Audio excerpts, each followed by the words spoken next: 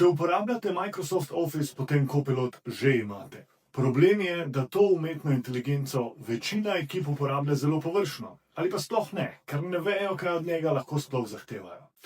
Pri Copilotu ne gre za to, da ga nekaj vprašaš. Gre za to, da umetno inteligenco usmeriš v kontekstu svojih dokumentov, procesov in načina dela.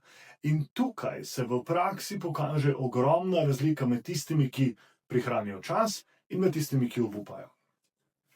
Na tem 3-urnem praktičnem izobraževanju vam pokažem, kako Copilot uporabljati tako, kot je bil zamišljen za podjetja. Brez teorije, brez nekih demonstracij, ampak konkretno delo v Wordu, Excelu, Outlooku, PowerPointu, Teamsih in še kje. Naučite se, kako Copilotu dati jasna navodila za to, da v Wordu pripravi osnutke dokumentov, pogodb ali pa poročil. V Outlooku povzame dolge maile in predlaga odgovore. V Excelu analizira podatke brez formul, v Teamsih povzame sestanke in izlušči to-duje in v PowerPointu pomaga pri strukturi prezentacij, dizajnu in sam naredi cele prezentacije.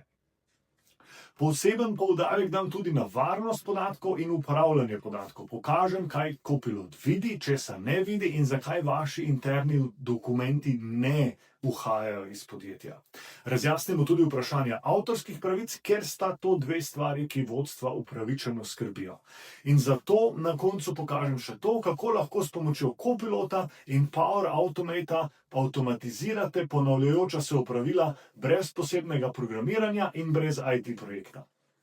Če želite, da Copilot za vas postane orodje za realne prihranke časa, ne samo še ena funkcija, ki je ne uporabljate, potem je ta delavnica za vas. Prijavite se na naslednji termin in se vidimo na delavnici.